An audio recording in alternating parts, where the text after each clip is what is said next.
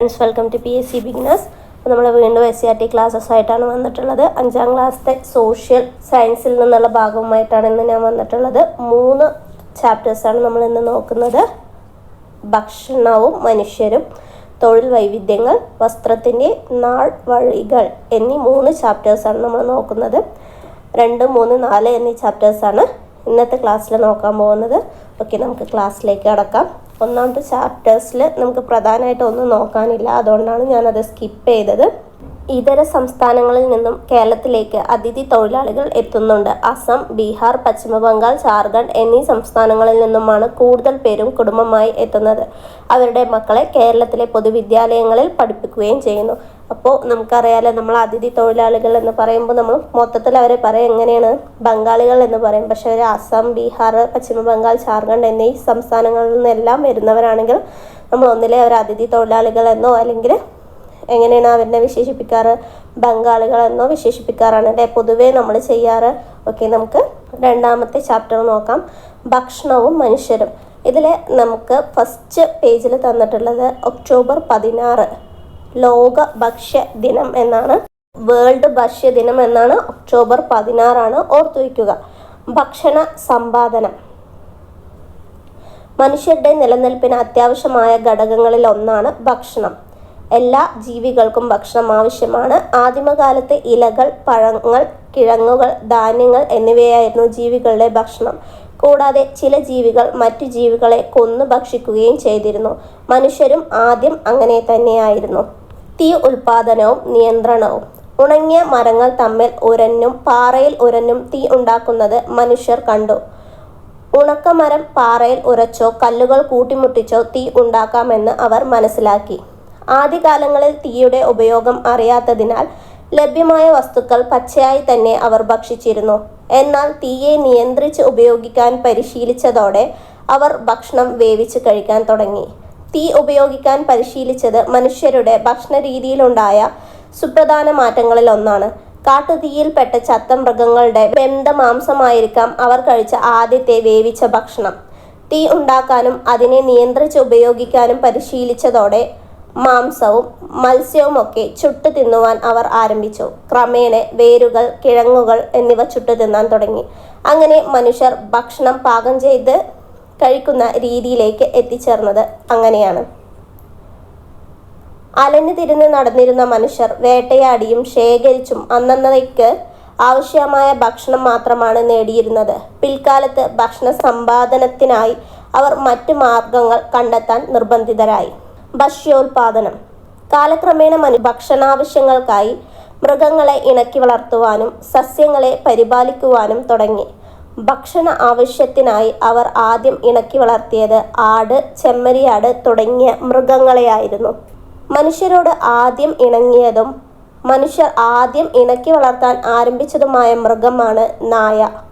മനുഷ്യരോട് വേഗം ഇണങ്ങിച്ചേരാൻ കഴിവുള്ളതിനാൽ വേട്ടയാടലിനും കാവലിനുമായി നായകളെ ഉപയോഗപ്പെടുത്തിയിരുന്നു. കൃഷി വ്യാപകമായതോടെ മറ്റു മൃഗങ്ങളെയും ഭക്ഷണത്തിനും മറ്റ് ആവശ്യങ്ങൾക്കുമായി ഇണക്കി വളർത്താൻ തുടങ്ങി. ഭക്ഷണാവശ്യങ്ങൾക്കായി ആദ്യം ഇണക്കി വളർത്തിയത് ആടിനെയും ചെമ്മരിയാടിനെയൊക്കെയാണ്. മനുഷ്യരോട് ആദ്യം ഇണങ്ങിയതും മനുഷ്യർ ആദ്യം ഇണക്കി വളർത്തിയതും ആരാണെന്ന് ചോദിച്ചു പറഞ്ഞാൽ അതാരാണ്? അത് നായയെയാണ്. വലിച്ചെറിഞ്ഞ ഭക്ഷ്യവസ്തുക്കളിൽ നിന്ന് പുതിയ തൈകൾ മുളച്ചു വരുന്നത് ശ്രദ്ധയിൽപ്പെട്ടതോടെയാവാം ആദിമ മനുഷ്യർ കൃഷിയെക്കുറിച്ച് ചിന്തിച്ചു തുടങ്ങിയത്. പാറപ്പുറത്തിട്ടാൽ വിത്ത് ഉണങ്ങിപ്പോകും, വെള്ളത്തിലിട്ടാൽ ചീഞ്ഞുപോകും. എന്നാൽ ഈർപ്പവും ചൂടുമുള്ള മണ്ണിൽ വിത്ത് മുളയ്ക്കുമെന്ന് അവർ മനസ്സിലാക്കി. അങ്ങനെയാണ് കൃഷി ആരംഭിച്ചത്. തുടർന്ന് ഭക്ഷ്യയോഗ്യമായ ചെടികളും വേരുകളും വൃക്ഷത്തൈകളും തിരഞ്ഞെടുത്ത് നടുവാനും കൃഷി ചെയ്യുവാനും തുടങ്ങി. ഗോതമ്പ്, ബാർലി, ചാമ, കിഴങ്ങുവർഗ്ഗങ്ങൾ എന്നിവയാണ് ആദ്യകാലത്ത് കൃഷി ചെയ്തിരുന്നത്. കൃഷിക്ക് ആവശ്യമായ ജലവും വളക്കൂറുള്ള മണ്ണും പ്രധാനമായി ലഭ്യമായിരുന്ന നദീതടങ്ങളിലാണ് മനുഷ്യർ കൃഷി ചെയ്യാൻ ആരംഭിച്ചത്. ഇതോടെ ഭക്ഷണം തേടി അലഞ്ഞു തിരിഞ്ഞിരുന്ന മനുഷ്യർ കൃഷിയിടങ്ങൾക്ക് സമീപത്ത് സ്ഥിരവാസം ആരംഭിച്ചു. അപ്പോൾ കൃഷിയിടങ്ങളുടെ സമീപത്ത് അവർ സ്ഥിരവാസം തുടങ്ങിയതിൽ അവർക്ക് എന്തെല്ലാം നേട്ടങ്ങളാണ് ഉണ്ടായിട്ടുണ്ടാവുക? കൃഷിയിടങ്ങളെ സംരക്ഷിക്കാനും അതുപോലെ ഭക്ഷണത്തെ തേടി അലഞ്ഞു തിരിഞ്ഞു നടക്കേണ്ടി വന്നില്ല. ഭക്ഷ്യവസ്തുക്കളുടെ ലഭ്യത വർദ്ധിച്ചു. കൂടുതൽ വിശ്രമ സമയം കിട്ടി. അടുത്തത് ഭക്ഷ്യവസ്തുക്കളുടെ സംഭരണം. ആദ്യകാല കാർഷികോപകരണങ്ങൾ കമ്പ്, കല്ല്, കൊമ്പ്, എല്ല് എന്നിവയായിരുന്നു മനുഷ്യരുടെ ആദ്യകാല കാർഷികോപകരണങ്ങൾ.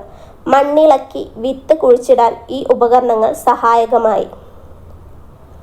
ആദിമ മനുഷ്യർ അന്നന്നേക്ക് ആവശ്യമായ ഭക്ഷണം മാത്രമാണ് ശേഖരിച്ചിരുന്നത്.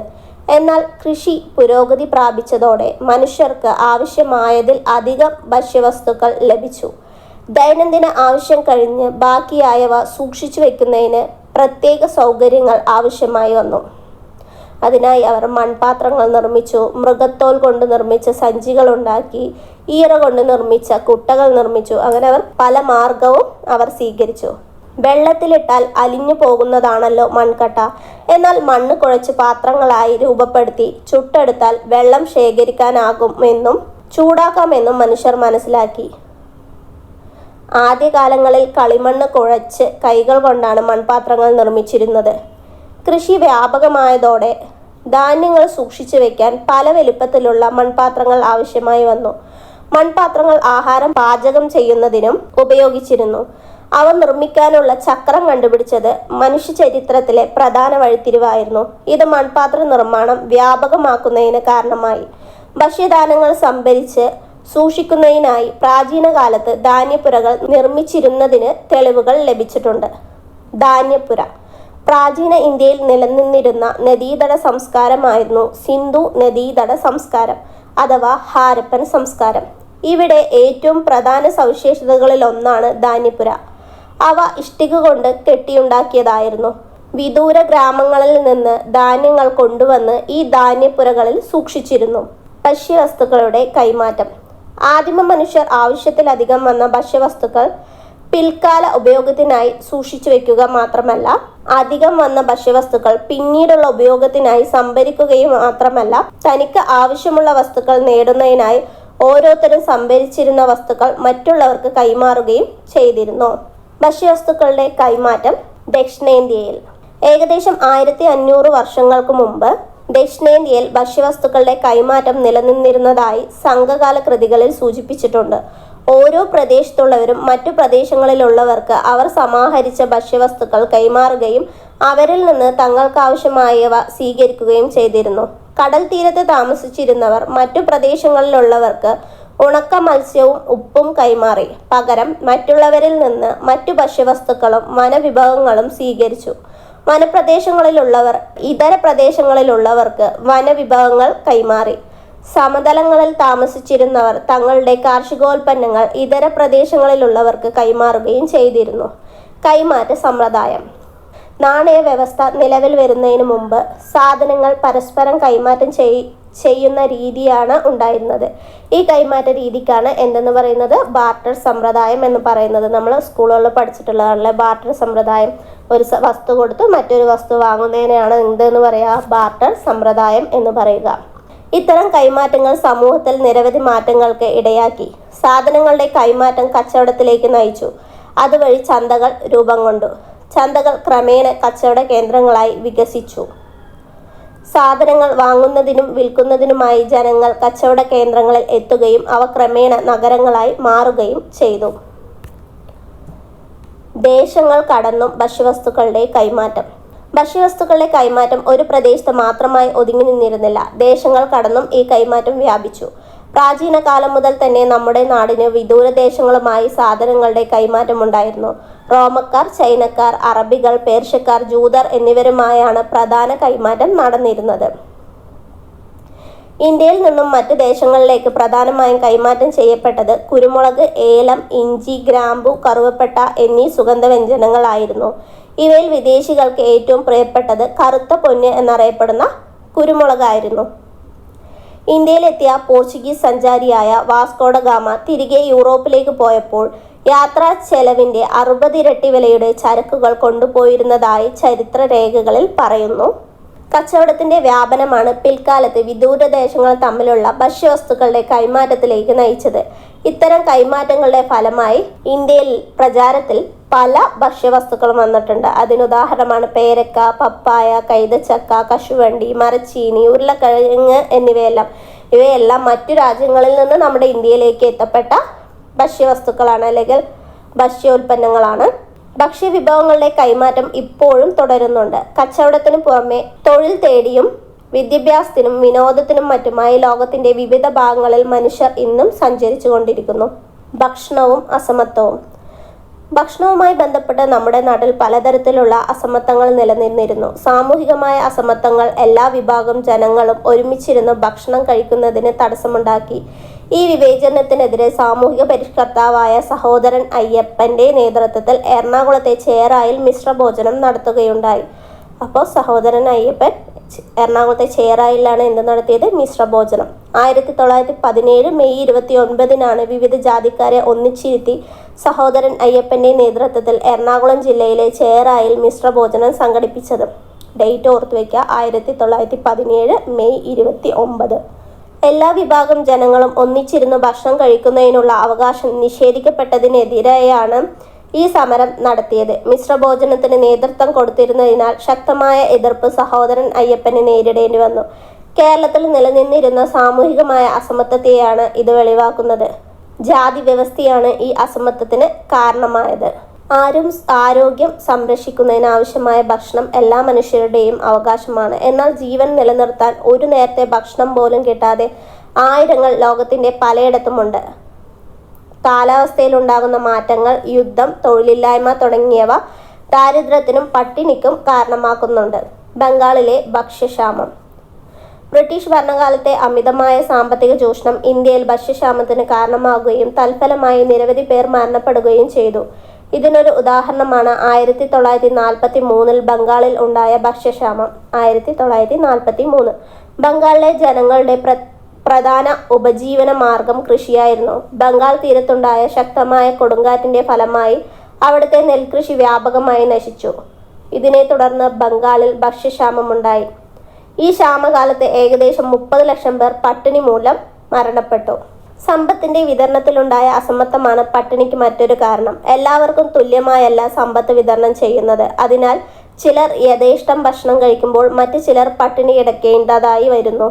ദാരിദ്ര്യത്തിനും പട്ടിണിക്കും എതിരെയുള്ള പ്രവർത്തനങ്ങൾ ശക്തിപ്പെടുത്തുകയും എല്ലാവർക്കും ഭക്ഷണം ഉറപ്പാക്കുകയും ചെയ്യുക എന്ന ലക്ഷ്യത്തോടെ ഓരോ വർഷവും ഒക്ടോബർ 16 ലോക ഭക്ഷ്യദിനമായി ആചരിച്ചു വരുന്നു. നമ്മൾ ഫസ്റ്റ് പാഠം തുടങ്ങിയപ്പോൾ പറഞ്ഞതാണ് ഒക്ടോബർ 16 ലോക ഭക്ഷ്യദിനമാണ് എന്ന്. ദാരിദ്ര്യ നിർമ്മാർജ്ജനത്തിനായി വിവിധ പദ്ധതികൾ നടപ്പിലാക്കി മാതൃകയായ സംസ്ഥാനമാണ് കേരളം. ദാരിദ്ര്യ നിർമ്മാർജ്ജനത്തിനായി കേരള സർക്കാർ രൂപം കൊടുത്തിട്ടുള്ള പദ്ധതിയായ കുടുംബശ്രീ മിഷൻ ഇതിനു ഉദാഹരണമാണ്. അപ്പോൾ കുടുംബശ്രീ മിഷൻ എന്താണ്? ഒരു ദാരിദ്ര്യ നിർമ്മാർജ്ജന പദ്ധതിയാണ്. ദേശീയ ഭക്ഷ്യ സുരക്ഷാ നിയമം. ഇന്ത്യയിൽ ദേശീയ ഭക്ഷ്യ സുരക്ഷാ നിയമം 2013 നിലവിൽ വന്നപ്പോഴാണ് 2013. എല്ലാവർക്കും ഭക്ഷ്യ സുരക്ഷ ഉറപ്പാക്കുക എന്നതാണ് ഈ നിയമത്തിന്റെ ലക്ഷ്യം. ഈ ലക്ഷ്യം മുൻനിർത്തി പ്രവർത്തിക്കുന്ന ശക്തമായ ഒരു പൊതുവിതരണ സംവിധാനം ഇന്ന് നമ്മുടെ രാജ്യത്ത് നിലവിലുണ്ട്. ഭക്ഷണവും ആരോഗ്യവും. മനുഷ്യരുടെ ജീവൻ നിലനിർത്താൻ അടിസ്ഥാന ആവശ്യങ്ങളിൽ ഒന്നാണ് ഭക്ഷണം. ആരോഗ്യം നിലനിർത്തുന്നതിൽ ഭക്ഷണത്തിന് സുപ്രധാന പങ്കുണ്ട്. പോഷക സമൃദ്ധമായ ഭക്ഷണം കഴിക്കുന്നതിലൂടെ നമ്മുടെ ശാരീരികവും മാനസികവുമായ ആരോഗ്യം നിലനിർത്താൻ സാധിക്കുന്നു. എന്നാൽ അനാരോഗ്യകരമായ ഭക്ഷണശീലം പല ജീവിതശൈലി രോഗങ്ങൾക്കും കാരണമാക്കുന്നു. 2023 അന്താരാഷ്ട്ര ചെറുധാന്യ വർഷം. എപ്പോഴാണ്? 2023 അന്താരാഷ്ട്ര ചെറുധാന്യ വർഷം. നമ്മൾ ആദ്യം ഇതിലൊന്ന് പഠിച്ചു. ഇമ്പോർട്ടൻ്റ് ആയത് എന്താണ്? മിശ്രഭോജനം 1917 മെയ് 29. രണ്ടാമത് 1943 ബംഗാളി ക്ഷാമം, ബംഗാളിലുണ്ടായിരുന്ന ക്ഷാമം. മൂന്നാമത് ദേശീയ ഭക്ഷ്യ സുരക്ഷാ നിയമം 2013. അതുമാത്രമല്ല ഒക്ടോബർ 16 ലോക ഭക്ഷ്യദിനം എന്ന് നമ്മൾ പറഞ്ഞു. ഇനി 2023 എന്ത്? അന്താരാഷ്ട്ര ചെറുധാന്യ വർഷം. ഐക്യരാഷ്ട്ര സംഘടനയുടെ നിർദ്ദേശപ്രകാരം 2023 അന്താരാഷ്ട്ര ചെറുധാന്യ വർഷമായി തിരഞ്ഞെടുക്കപ്പെട്ടു. ചെറുധാന്യങ്ങളുടെ ഉൽപാദനവും ഉപഭോഗവും പ്രോത്സാഹിപ്പിക്കുക എന്നതാണ് അന്താരാഷ്ട്ര ചെറുധാന്യ വർഷത്തിന്റെ പ്രധാന ലക്ഷ്യം. പുല്ലുവർഗത്തിൽപ്പെടുന്ന ധാന്യവിളകളാണ് ചെറുധാന്യങ്ങൾ. ജോവർ, റാഗി, വരക്, തിന തുടങ്ങിയവ ചെറുധാന്യങ്ങളിൽ ഉൾപ്പെടുന്നു. ഹൃദയ സംബന്ധമായ പ്രശ്നങ്ങളെയും മറ്റ് ജീവിതശൈലി രോഗങ്ങളെയും നിയന്ത്രിക്കാൻ ചെറുധാന്യങ്ങൾക്ക് കഴിയും. അതിനാൽ പോഷക സമൃദ്ധമായ ചെറുധാന്യങ്ങൾ നമ്മുടെ ഭക്ഷണത്തിൽ നിത്യേന ഉൾപ്പെടുത്തണം. അടുത്ത ചാപ്റ്ററാണ് നമ്മൾ നോക്കാൻ പോകുന്നത് തൊഴിൽ വൈവിധ്യങ്ങൾ എന്ന് പറയുന്നത്. നമ്മൾ ചെയ്യുന്ന ചില പ്രവർത്തനങ്ങൾക്ക് സമ്മാനവും ചിലതിന് പ്രതിഫലവും ലഭിക്കുന്നു. അധ്യാപനം, കച്ചവടം, മാതൃസേവനം തുടങ്ങിയ പ്രവർത്തനങ്ങളിലൂടെ വ്യക്തികൾക്ക് പ്രതിഫലമായി പണം ലഭിക്കുന്നു. വിവിധ സാമ്പത്തിക പ്രവർത്തനങ്ങളിൽ ഏർപ്പെട്ടതിൻ്റെ ഭാഗമായി ഒരു വ്യക്തിക്ക് നിശ്ചിത കാലയളവിൽ ലഭിക്കുന്ന പണമാണ് വരുമാനം എന്ന് പറയുന്നത്. കൂലിയും ശമ്പളവും. കരാർ പ്രകാരം സേവനങ്ങൾ നിർവഹിച്ചതിന് തൊഴിലുടമ തൊഴിലാളികൾക്ക് നൽകുന്ന പ്രതിഫലമാണ് കൂലി. മണിക്കൂറുകളുടെയോ ദിവസത്തിൻ്റെയോ അടിസ്ഥാനത്തിലാണ് കൂലി നിശ്ചയിക്കപ്പെടുന്നത്. എന്നാൽ പ്രതിമാസ അടിസ്ഥാനത്തിൽ ജീവനക്കാർ നിർവഹിക്കുന്ന ജോലിക്ക് തൊഴിലുടമ നൽകുന്ന പ്രതിഫലമാണ് ശമ്പളം എന്ന് പറയുന്നത്. അപ്പോൾ കൂലി എന്ന് പറയുന്ന കരാർ പ്രകാരം സമയത്തിനോ അല്ലെങ്കിൽ എത്ര സമയം അല്ലെങ്കിൽ എത്ര മണിക്കൂർ അല്ലെങ്കിൽ ദിവസത്തിൻ്റെ അടിസ്ഥാനത്തിലാണ് കൂലി നൽകുക. ശമ്പളം എന്ന് പറഞ്ഞാൽ പ്രതിമാസ അടിസ്ഥാനത്തിൽ നൽകുന്നതാണ് എന്ന് പറയുന്നത് ശമ്പളം എന്ന് പറയുന്നത്. ആസ്തികൾ. വിവിധ രൂപത്തിലുള്ള ധനവിഭവങ്ങളാണ് ആസ്തികൾ എന്നറിയപ്പെടുന്നത്. കെട്ടിടങ്ങൾ, വസ്തുക്കൾ തുടങ്ങിയവ ആസ്തികൾക്ക് ഉദാഹരണമാണ്. വരുമാന സ്രോതസ്സുകൾ. നമുക്ക് ചുറ്റുമുള്ള ആളുകൾ വരുമാനം നേടുന്നത് വിവിധ തരം തൊഴിലുകളിലൂടെയാണ്. കൃഷി, ബിസിനസ്, ബാങ്ക് നിക്ഷേപങ്ങൾ, ആസ്തികൾ എന്നിവയിൽ നിന്നും വരുമാനം ലഭിക്കുന്നു. ഇത്തരത്തിൽ വരുമാനം ലഭിക്കുന്ന അധ്വാനമോ വസ്തുവകകളോ ആണ് വരുമാന സ്രോതസ്സുകൾ എന്ന് പറയുന്നത്. അപ്പോൾ നമുക്ക് വിവിധ സ്രോതസ്സുകളിൽ നിന്ന് ലഭിക്കുന്ന വരുമാനങ്ങൾ താഴെ കൊടുത്തിട്ടുണ്ട്. കൃഷിയിൽ നിന്നും വിള, തൊഴിലിൽ നിന്നും കൂലി, ശമ്പളം, ബിസിനസ്സിൽ നിന്നും ലാഭം, ബാങ്ക് നിക്ഷേപത്തിൽ നിന്ന് പലിശ, ആസ്തികളിൽ നിന്ന് വാടക, പാട്ടം, ഓഹരി നിക്ഷേപങ്ങളിൽ നിന്നാണ് ലാഭവിഹിതം ലഭിക്കുന്നത്. അടുത്തത് വ്യക്തിഗത വരുമാനവും കുടുംബ വരുമാനവും. വരുമാന സ്രോതസ്സുകൾ വ്യത്യസ്തമായിരിക്കുന്നത് പോലെ അവയിൽ നിന്ന് ലഭിക്കുന്ന വരുമാനവും വ്യത്യസ്തമായിരിക്കും. ഒരു വ്യക്തിക്ക് തന്നെ വിവിധ സ്രോതസ്സുകളിൽ നിന്ന് വരുമാനം നേടാൻ കഴിയും. ഉദാഹരണത്തിന് കൃഷിയിൽ ഏർപ്പെട്ടിരിക്കുന്ന ഒരു വ്യക്തിക്ക് തൻ്റെ ബാങ്ക് നിക്ഷേപത്തിൽ നിന്നും ലഭ്യമായ പലിശയും കൃഷി അനുബന്ധ ബിസിനസ്സിൽ നിന്നും ലഭിക്കുന്ന ലാഭവും ആ വ്യക്തിയുടെ വരുമാനമാണ്. ഇത്തരത്തിൽ തൊഴിലുകളിലൂടെയും തൊഴിലിതര മാർഗങ്ങളിലൂടെയും ഒരു വ്യക്തിക്ക് വരുമാനം ലഭിക്കുന്നു. ഒരു വ്യക്തിക്ക് വിവിധ വരുമാന സ്രോതസ്സുകളിൽ നിന്ന് ഒരു നിശ്ചിത കാലയളവിൽ ലഭിക്കുന്ന ആകെ വരുമാനമാണ് വ്യക്തിഗത വരുമാനം എന്ന് പറയുന്നത്. ഒരു വ്യക്തിക്ക് വിവിധ വരുമാന സ്രോതസ്സുകളിൽ നിന്ന് ഒരു നിശ്ചിത കാലയളവിൽ ലഭിക്കുന്ന ആകെ വരുമാനമാണ് വ്യക്തിഗത വരുമാനം. അപ്പോൾ എന്താണ് ഈ കുടുംബ വരുമാനം എന്ന് പറയുന്നത്? ഇത്തരത്തിൽ ഒരു കുടുംബത്തിലെ അംഗങ്ങൾക്കെല്ലാം കൂടി ഒരു നിശ്ചിത കാലയളവിൽ ലഭിക്കുന്ന ആകെ വരുമാനമാണ് എന്ത്? കുടുംബ വരുമാനം എന്ന് പറയുന്നത്.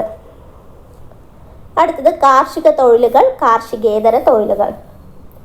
പ്രകൃതി വിഭവങ്ങൾ ഉപയോഗപ്പെടുത്തി ഭക്ഷ്യവസ്തുക്കളുടെയും നാരുകളുടെയും ഉൽപാദനത്തിനായി സസ്യങ്ങൾ വളർത്തുന്നത്, കന്നുകാലി വളർത്തൽ, മത്സ്യകൃഷി തുടങ്ങിയവ കാർഷിക തൊഴിലുകളാണ്. ഇന്ത്യൻ സമ്പദ് വ്യവസ്ഥയിൽ കൃഷി ഒരു പ്രധാന പങ്ക് വഹിക്കുന്നു. ഇന്ത്യയിൽ മൊത്തം തൊഴിലാളികളിൽ 46.5% പേർ കൃഷിയിലും അനുബന്ധ പ്രവർത്തനങ്ങളിലും ഏർപ്പെട്ടിരിക്കുന്നു. 2022-23 എക്കണോമിക് റിവ്യൂ അടിസ്ഥാനപ്പെടുത്തിയിട്ടാണ് പറയുന്നത് 46.5% കൃഷിയും അതുമായി ബന്ധപ്പെട്ട അനുബന്ധ പ്രവർത്തനങ്ങളിലുമാണ് ഏർപ്പെട്ടിരിക്കുന്നത്. ഇനി കാർഷികേതര തൊഴിലുകൾ. അപ്പോൾ കാർഷിക തൊഴിലുകളിൽ എന്തൊക്കെയാണ് വരുന്നത്? കന്നുകാലി വളർത്തൽ, കൃഷി, അതുപോലെ മത്സ്യകൃഷി എന്നിവയൊക്കെയാണ് ഏതിൽ വരുന്നത്? കാർഷിക തൊഴിലുകളിൽ വരുന്നത്. അടുത്തത് കാർഷികേതര തൊഴിലുകൾ. കാർഷിക തൊഴിലുകളിൽ ഉൾപ്പെടാത്ത എല്ലാവിധ തൊഴിലുകളെയും കാർഷികേതര തൊഴിലായി പരിഗണിക്കാം. വ്യാവസായിക അടിസ്ഥാനത്തിൽ ഉൽപ്പന്നങ്ങൾ നിർമ്മിക്കുന്ന തൊഴിലുകളും വിവിധ തരം സേവനങ്ങളും കാർഷികേതര തൊഴിലുകളാണ്. വസ്ത്രനിർമ്മാണം, കെട്ടിട നിർമ്മാണം, ബിസിനസ്, ബാങ്കിംഗ്, അധ്യാപനം, ഗതാഗതം, ഫാക്ടറി തൊഴിലുകൾ തുടങ്ങിയവ കാർഷികേതര തൊഴിലുകൾക്ക് ഉദാഹരണമാണ്. സ്വയം തൊഴിൽ. ഏതെങ്കിലും തൊഴിലുടമയുടെ നിയന്ത്രണത്തിലല്ലാതെ സ്വതന്ത്ര സാമ്പത്തിക പ്രവർത്തനങ്ങളിലൂടെ ഉപജീവനം നടത്തുന്നതിനെയാണ് സ്വയം തൊഴിൽ എന്ന് പറയുന്നത്. സ്വയം തൊഴിലിൽ ഏർപ്പെടുന്ന വ്യക്തി തൻ്റെ സംരംഭത്തിൻ്റെ ഉടമസ്ഥതയും അതേ അവസരത്തിൽ ഒരു തൊഴിലാളിയുടെ എല്ലാ ഉത്തരവാദിത്വവും നിർവഹിക്കുന്നു. സ്വയം തൊഴിലിൽ വ്യക്തികൾ കൂടുതലും ഒറ്റയ്ക്കാണ് അവരുടെ സംരംഭം കൈകാര്യം ചെയ്യുന്നത്. അതിൽ നിന്നും ലഭിക്കുന്ന വരുമാനത്തിൻ്റെ പൂർണ്ണ അവകാശി സ്വയം തൊഴിൽ സംരംഭകർ മാത്രമായിരിക്കും. രാജ്യത്തിൻ്റെ സാമ്പത്തിക വളർച്ചയിൽ സ്വയം തൊഴിൽ സംരംഭങ്ങൾ വഹിക്കുന്ന പങ്ക് വളരെ വലുതാണ്. അതിനായി സ്വയം തൊഴിലിൽ സംരംഭങ്ങൾ പ്രോത്സാഹിപ്പിക്കുന്നതിന് സർക്കാർ വിവിധ പദ്ധതികൾ നടപ്പിലാക്കി വരുന്നു. അപ്പോൾ കുറച്ച് പദ്ധതികൾ നോക്കാം. നവജീവൻ പദ്ധതി, അതിൻ്റെ ഗുണഭോക്താക്കൾ ആരൊക്കെയാണ്? മുതിർന്ന പൗരന്മാരാണ്. ഇതൊക്കെ സ്വയം തൊഴിലുമായി ബന്ധപ്പെട്ടിട്ടുള്ള പദ്ധതികളാണ്. നമ്മളെല്ലാ പദ്ധതികളും എന്തിൻ്റെയാണ് പദ്ധതി, എന്തിനു വേണ്ടിയുള്ള പദ്ധതിയാണ്, അതിൻ്റെ ഗുണഭോക്താക്കൾ ആരാണ് എന്നുള്ളത് എഴുതി വെച്ച് പഠിക്കുക. നവജീവൻ പദ്ധതി സ്വയം തൊഴിൽ പദ്ധതിയാണ്. മുതിർന്ന പൗരന്മാരാണ് ഗുണഭോക്താക്കൾ. കൈവല്യ പദ്ധതി ഭിന്നശേഷിക്കാർക്ക് വേണ്ടിയുള്ള സ്വയം തൊഴിൽ പദ്ധതിയാണ്. ശരണ്യ പദ്ധതി വനിതകൾക്ക് വേണ്ടിയുള്ള സ്വയം തൊഴിൽ പദ്ധതിയാണ്. അടുത്ത് നമുക്ക് നോക്കാനുള്ള ഒരു ചാപ്റ്ററാണ് വസ്ത്രത്തിൻ്റെ നാൾ വഴികൾ എന്ന് പറയുന്നത്. വേട്ടയാടി ജീവിച്ചിരുന്ന കാലത്ത് സ്വന്തം ചുറ്റുപാടുകളിൽ നിന്ന് ലഭിച്ചിരുന്ന വസ്തുക്കളായിരുന്നു മനുഷ്യർ വസ്ത്രമായി ഉപയോഗിച്ചിരുന്നത്. പുല്ല്, ഇലകൾ, മരത്തോല്, മൃഗങ്ങളുടെ തോൽ എന്നിവ ഉപയോഗിച്ച് വസ്ത്രങ്ങൾ ഉണ്ടാക്കി. മൃഗങ്ങളുടെ കൊമ്പ്, എല്ല് എന്നിവ സൂചികളാക്കി വസ്ത്രനിർമ്മാണത്തിനുള്ള ഉപകരണങ്ങളാക്കി. മിനുസപ്പെടുത്തിയ കല്ലുകളെ ആയുധങ്ങളായി ഉപയോഗിച്ചിരുന്ന കാലഘട്ടത്തിൽ വസ്ത്രങ്ങൾ തുന്നുന്നതിന് കൽസൂചി സഹായിച്ചു. മൃഗങ്ങളുടെ തോൽ, രോമം എന്നിവ വൃത്തിയാക്കിയും മയപ്പെടുത്തിയും അവർ വസ്ത്രമാക്കി തീർത്തു. സിന്ധു നദീതടത്തിലെ വസ്ത്രം. ഇന്ത്യയുടെ വടക്കു പടിഞ്ഞാറ് ഭാഗത്ത് നിലനിന്നിരുന്ന പ്രാചീന നദീതട സംസ്കാരമാണ് സിന്ധു നദീതട സംസ്കാരം. സിന്ധു ജനത പരുത്തിയും കമ്പിളി വസ്ത്രങ്ങളും നിർമ്മിച്ചിരുന്നതായി ലഭ്യമായ തെളിവുകളുടെ അടിസ്ഥാനത്തിൽ അനുമാനിക്കാവുന്നതാണ്.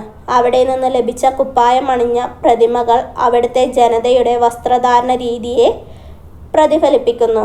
പരുത്തി ഇവിടെ നിന്ന് മറ്റു ദേശങ്ങളിലേക്ക് കൊണ്ടുപോയിരുന്നതായി കരുതപ്പെടുന്നു. കാലക്രമേണ തുണി നെയ്തെടുക്കുന്ന വിദ്യ കൂടുതൽ വികാസം പ്രാപിച്ചു. ആദ്യകാലത്ത് പരുത്തിയിൽ നിന്നും ചണത്തിൽ നിന്നും നിർമ്മിച്ച നൂലുപയോഗിച്ച് കൈകൾ കൊണ്ട് മാത്രമാണ് തുണി നിർമ്മിച്ചിരുന്നത്. മൃഗങ്ങളുടെ തോലിനേക്കാൾ മെച്ചപ്പെട്ടതാണ് നൂൽ കൊണ്ട് നെയ്തെടുത്ത തുണികൾ എന്ന തിരിച്ചറിവ് നെയ്ത്ത് വസ്ത്രങ്ങളുടെ വ്യാപനത്തിനിടയാക്കി. മരം കൊണ്ട് നിർമ്മിച്ച തറികൾ ഉപയോഗിച്ച് തുണി നിർമ്മിക്കുന്ന രീതി പിന്നീട് വികാസം പ്രാപിച്ചു. മനുഷ്യരുടെ വസ്ത്രാവശ്യം വർദ്ധിച്ചത് നെയ്ത്ത് ഉപകരണങ്ങളുടെ കണ്ടുപിടുത്തത്തിന് വഴിതെളിച്ചു.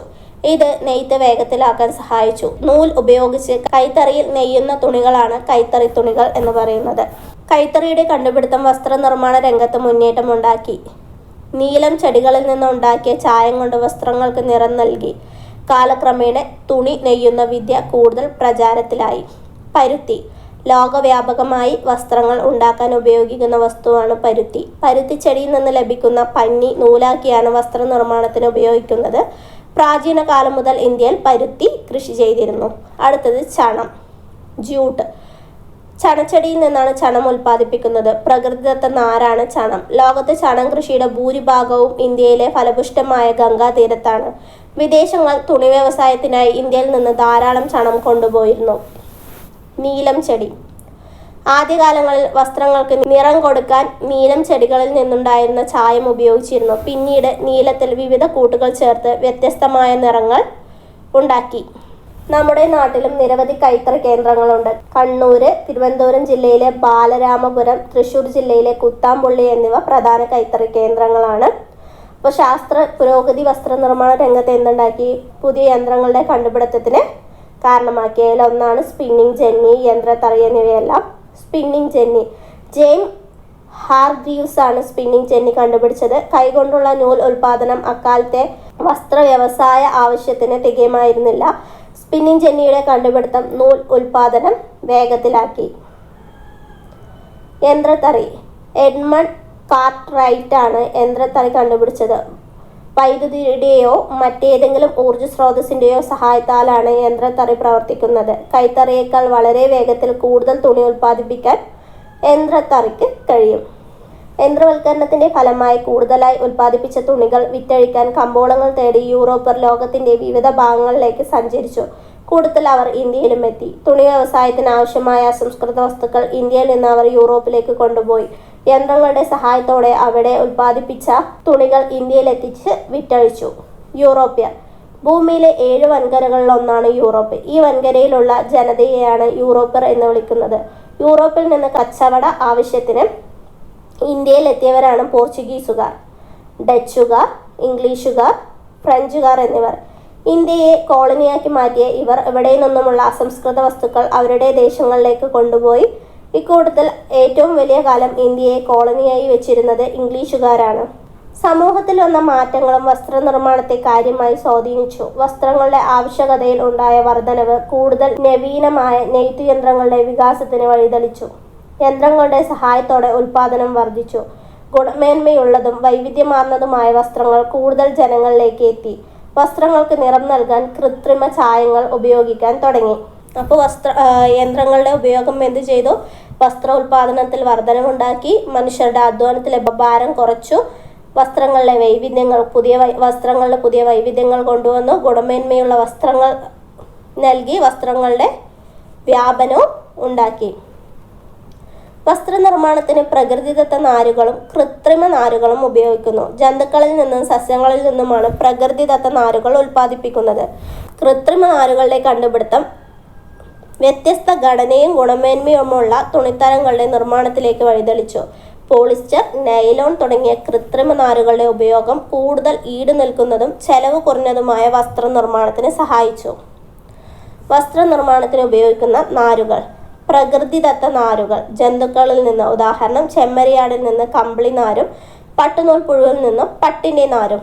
സസ്യങ്ങൾക്ക് ഉദാഹരണം പരുത്തി, ചണം ചെടികളിൽ നിന്ന് യഥാക്രമം പരുത്തിനാരും ചണനാരും. ഇനി കൃത്രിമ നാരുകൾക്ക് ഉദാഹരണമോ: പെട്രോളിയം പോലുള്ള രാസവസ്തുക്കളിൽ നിന്നാണ് കൃത്രിമ നാരുകൾ ഉൽപ്പാദിപ്പിക്കുന്നത്. പ്രകൃതിദത്ത നാരുകളേക്കാൾ കൃത്രിമ നാരുപയോഗിച്ചുള്ള തുണിത്തരങ്ങൾ ഉൽപ്പാദിപ്പിക്കുന്നതിന് പൊതുവെ ചെലവ് കുറവാണ്. ഇവ പെട്ടെന്ന് ചുളിവുണ്ടാവുകയില്ല എന്ന മേന്മയും ഇതിനുണ്ട്. ഉദാഹരണം പോളിസ്റ്റർ, നൈലോൺ, റയോൺ എന്നിവ. അപ്പോൾ ഈ വസ്ത്രത്തിലെ വൈവിധ്യം എന്ന് പറയുന്നത്, വസ്ത്രത്തിലെ വൈവിധ്യം എങ്ങനെയൊക്കെയാണ് ഉണ്ടാവുന്നത്? വ്യത്യസ്ത കാലാവസ്ഥയ്ക്ക് നമ്മൾ വ്യത്യസ്ത വസ്ത്രങ്ങളാണല്ലോ ഉപയോഗിക്കുക. കാലാവസ്ഥയ്ക്കനുസരിച്ച് വസ്ത്രങ്ങൾ മാറും. ആചാരത്തിനനുസരിച്ച്, അധികാര സ്ഥാപനങ്ങൾക്കനുസരിച്ച് എല്ലാ അധികാരികളും എല്ലാ ജോലിക്ക് പോകുന്നവരും ഒരേ വസ്ത്രങ്ങളാണ് ഉപയോഗിക്കാറ്. അല്ലാതെ ഡോക്ടർമാരായാലും പോലീസുകാരായാലും വക്കീലുകളായാലും ഇനി സാധാ കൂലിപ്പണിക്കാരായാലും അവർ ധരിക്കുന്ന വസ്ത്രങ്ങൾ വ്യത്യസ്തമാണ്. തൊഴിലിൻ്റെ അടിസ്ഥാനത്തിൽ, അതുപോലെ അധികാര സ്ഥാനങ്ങളുടെ അടിസ്ഥാനത്തിൽ പ്രാദേശിക വ്യത്യാസങ്ങൾ എന്നിവയെല്ലാം വസ്ത്രത്തെ സ്വാധീനിക്കുന്ന ഒന്നാണ്. ഓരോ വസ്ത്രങ്ങളുടെ കൂടെയും അതുപോലെ തൊപ്പികൾ, ആഭരണങ്ങൾ, പാദരക്ഷകൾ എന്നിവയിലും വൈവിധ്യം നമുക്ക് വസ്ത്രത്തിൽ കാണുന്ന പോലെ തന്നെ ഓരോ വസ്ത്രത്തിൻ്റെ കൂടെ അതിലും വൈവിധ്യം നമുക്ക് കാണാൻ കഴിയും. നമ്മുടെ കലാരംഗത്തും എന്തുണ്ട്? ഈ വസ്ത്രങ്ങളിലെ വൈവിധ്യം നമുക്ക് കാണാൻ കഴിയും. തെക്കൻ കേരളത്തിലെ താഴ്ന്ന ജാതിക്കാർ എന്ന് പറയപ്പെട്ടിരുന്ന വിഭാഗങ്ങളിലെ സ്ത്രീകൾക്ക് മേൽവസ്ത്രം ധരിക്കുന്നതിനുള്ള അവകാശം അനുവദിച്ചുകൊണ്ട് 1859 അന്നത്തെ തിരുവിതാംകൂർ രാജാവായിരുന്ന ഉത്രം തിരുനാൾ മാർത്താണ്ഡവർമ്മ പുറപ്പെടുവിച്ച വിളംബരമാണ് ആ ചിത്രത്തിൽ കാണുന്നത്. ശ്രീ ഉത്രം തിരുനാൾ മഹാരാജാവ് തിരുമനസ്സുകൊണ്ട് എന്ന് പറഞ്ഞിട്ട് ആ കാണിച്ചിരിക്കുന്നത് 1859 അന്നത്തെ തിരുവിതാംകൂർ രാജാവായിരുന്ന ഉത്രം തിരുനാൾ പുറപ്പെടുവിച്ച വിളംബരമാണ്. ഈ വിളംബരത്തിലൂടെ തന്നെ അന്ന് വസ്ത്രത്തിലുള്ള വിവേചനം നമുക്ക് മനസ്സിലാക്കാൻ കഴിയും. തിരുവിതാംകൂർ തെക്കൻ കേരളത്തിലെ ഭൂരിഭാഗം പ്രദേശങ്ങളും മധ്യ കേരളത്തിലെ ചെറിയൊരു ഭാഗവും ഇന്ന് തമിഴ്നാടിൻ്റെ ഭാഗമായ കന്യാകുമാരി ജില്ലയും ഉൾപ്പെടുന്ന നാട്ടുരാജ്യമായിരുന്നു തിരുവിതാംകൂർ. ഏതൊക്കെ ഭാഗങ്ങളാണ്? തെക്കൻ കേരളത്തിലെ ഭൂരിഭാഗം ഭാഗം, മധ്യ കേരളത്തിലെ ചെറിയൊരു ഭാഗം, തമിഴ്നാടിൻ്റെ ഭാഗമായ കന്യാകുമാരിയും ഉൾപ്പെടുന്നതാണ് എന്ന് പറയുന്നത് തിരുവിതാംകൂർ എന്ന് പറയുന്നത്. 18-ാം നൂറ്റാണ്ടിൻ്റെ പകുതിയോടെ അനിഴം തിരുനാൾ മാർത്താണ്ഡവർമ്മയുടെ കാലത്ത് തിരുവിതാംകൂർ നാട്ടുരാജ്യം വിസ്തൃതി പ്രാപിച്ചു. 1956 കേരള സംസ്ഥാന രൂപീകരണത്തോടെ ഈ നാട്ടുരാജ്യം കേരള സംസ്ഥാനത്തിൻ്റെ ഭാഗമായി മാറി. മേൽമുണ്ട് സമരം. 19-ാം നൂറ്റാണ്ടിൻ്റെ തുടക്കത്തിൽ തെക്കൻ തിരുവിതാംകൂറിൽ സ്ത്രീകൾ മാറുമറയ്ക്കുന്നതിന് വേണ്ടി നടത്തിയ സമരമാണ് മേൽമുണ്ട് സമരം. എവിടെയാണ്? തെക്കൻ തിരുവിതാംകൂറിൽ. അക്കാലത്ത് ഉയർന്ന ജാതിയിൽപ്പെട്ടവരെന്ന് പറയുന്ന സ്ത്രീകൾക്ക് മാത്രമേ മേൽവസ്ത്രം ധരിക്കാനുള്ള അവകാശമുണ്ടായിരുന്നുള്ളൂ. താഴ്ന്ന ജാതിക്കാരായി കരുതപ്പെട്ടിരുന്ന വിഭാഗങ്ങളിലെ സ്ത്രീകൾക്ക് മേൽജാതിക്കാരുടെ മുന്നിൽ മാറുമറയ്ക്കാനുള്ള അവകാശം ഉണ്ടായിരുന്നില്ല. ഇതിനെതിരെ 19-ാം നൂറ്റാണ്ടിൻ്റെ ആദ്യഘട്ടത്തിൽ ഈ അവകാശം നേടിയെടുക്കുന്നതിനായി നടന്ന സമരമാണ് മേൽമുണ്ട് സമരം എന്ന് പറയുന്നത്. വസ്ത്രം ഒരു സമരായുധം. പലതരം ചൂഷണങ്ങൾക്കെതിരെ ഒരു സമരായുധമായി വസ്ത്രത്തെ കഴിഞ്ഞ കാലങ്ങളിൽ ഉപയോഗിച്ചിട്ടുണ്ട്. ഇതിൽ ഏറ്റവും പ്രധാനപ്പെട്ട ഒന്നായിരുന്നു ഇന്ത്യൻ സ്വാതന്ത്ര്യ സമരത്തിൽ മഹാത്മാഗാന്ധിയുടെ നേതൃത്വത്തിൽ നടന്ന പോരാട്ടങ്ങൾ. ഖാദിയും ചർക്കയും നൂൽപ്പും വിദേശ വസ്ത്ര ബഹിഷ്കരണവും ഗാന്ധിജി സ്വാതന്ത്ര്യ സമരത്തിൻ്റെ ഭാഗമാക്കി. ചർക്കയിൽ നൂൽനൂറ്റുണ്ടാക്കുന്ന ഖാദി വസ്ത്രങ്ങളാണ് ഗാന്ധിജി പ്രോത്സാഹിപ്പിച്ചത്. ഖാദി വസ്ത്രം ധരിക്കുവാൻ അദ്ദേഹം ജനങ്ങളോട് ആഹ്വാനം ചെയ്തു. ഇത്തരത്തിൽ സ്വദേശി വസ്ത്രങ്ങൾ നിർമ്മിച്ച് ഉപയോഗിച്ചുകൊണ്ട് വിദേശ വസ്ത്രങ്ങളെ ബഹിഷ്കരിക്കാനാണ് ഗാന്ധിജി ആവശ്യപ്പെട്ടത്. വസ്ത്രത്തെയും വസ്ത്രധാരണത്തെയും സമരായുധമാക്കിക്കൊണ്ട് അദ്ദേഹം സ്വാതന്ത്ര്യ സമരം ഒരു ബഹുജന പ്രക്ഷോഭമാക്കി മാറ്റി. ഇന്ത്യൻ സ്വാതന്ത്ര്യ സമരത്തിൽ സ്വദേശി പ്രസ്ഥാനത്തിന്റെ പ്രതീകമായി ചർക്ക മാറി. ഖാദി വസ്ത്രം ധരിക്കലും ഖാദി തൊപ്പി അണിയലും ദേശാഭിമാനത്തിന്റെ അടയാളമായി. സ്വദേശി പ്രസ്ഥാനം. ഇന്ത്യൻ സ്വാതന്ത്ര്യ സമരത്തിന്റെ ഭാഗമായി 1905 ഓഗസ്റ്റ് 7 സ്വദേശി പ്രസ്ഥാനം ആരംഭിച്ചത്. എപ്പോഴാണ്? 1905 ഓഗസ്റ്റ് 7. 1905 ഓഗസ്റ്റ് 7 സ്വദേശി പ്രസ്ഥാനം ആരംഭിച്ചത്. ബ്രിട്ടീഷ് നിർമ്മിത വസ്തുക്കൾ ഉപേക്ഷിക്കുകയും ഇന്ത്യൻ നിർമ്മിത വസ്തുക്കളുടെ ഉൽപ്പാദന ഉപയോഗവും പ്രോത്സാഹിപ്പിക്കുകയും ചെയ്യുക എന്നതായിരുന്നു ഇതിന്റെ ലക്ഷ്യം. സ്വദേശി പ്രസ്ഥാനം ആരംഭിച്ച ഓഗസ്റ്റ് 7 ദേശീയ കൈത്തറി ദിനമായി 2015 മുതൽ ഇന്ത്യയിൽ ആചരിച്ചു വരുന്നു. അപ്പോൾ ദേശീയ കൈത്തറി ദിനം ഓഗസ്റ്റ് 7 എന്ന് മുതൽ 2015 മുതലാണ് ആചരിക്കാൻ തുടങ്ങിയത്. സ്വദേശി പ്രസ്ഥാനം 1905 ഓഗസ്റ്റ് 7. ഇനി ഖാദി പ്രസ്ഥാനം. ഖാദി പ്രസ്ഥാനം വന്നപ്പോഴാണ് 1918 ഗാന്ധിജിയുടെ നേതൃത്വത്തിൽ ഇന്ത്യയിൽ ആരംഭിച്ച പ്രസ്ഥാനമാണ് ഖാദി പ്രസ്ഥാനം. ഇന്ത്യൻ സ്വാതന്ത്ര്യ സമര ചരിത്രത്തിൽ ഖാദിക്ക് സവിശേഷമായ സ്ഥാനമുണ്ട്. ഖാദി പ്രസ്ഥാനം ശക്തമായതോടെ ഇന്ത്യൻ ഗ്രാമങ്ങളിൽ നിന്ന് ചർക്കയുടെ ശബ്ദം ഉയർന്നു. ഖാദി വസ്ത്രത്തിന്റെ പ്രചാരം ഇന്ത്യയിലെമ്പാടും വ്യാപകമായി. അപ്പോൾ നമുക്ക് ഇന്ന് ഈ ചാപ്റ്ററിൽ പ്രധാനമായിട്ട് ഇതൊക്കെ തന്നെയാണ് നോക്കാനുള്ളത്. കുറേ കാര്യങ്ങൾ ഇമ്പോർട്ടൻ്റ് ആയതാണ്. കുറേ ഡേറ്റുകളും കുറച്ച് വർഷങ്ങളും പ്രത്യേകപ്പെട്ട പ്രധാന സംഭവങ്ങളും കൂടി ഇതിൽ പഠിക്കാനുണ്ട്. അപ്പോൾ ഇതാണ് നമ്മുടെ ഇന്നത്തെ ക്ലാസ് എന്ന് പറയുന്നത്. നിങ്ങൾക്ക് ഈ ക്ലാസ് ഇഷ്ടപ്പെടുകയാണെങ്കിൽ ലൈക്ക് ചെയ്യുക, സബ്സ്ക്രൈബ് ചെയ്യുക. വീണ്ടും പുതിയൊരു ക്ലാസ്സുമായി വരുന്നത് വരെ ഓക്കെ, ബൈ.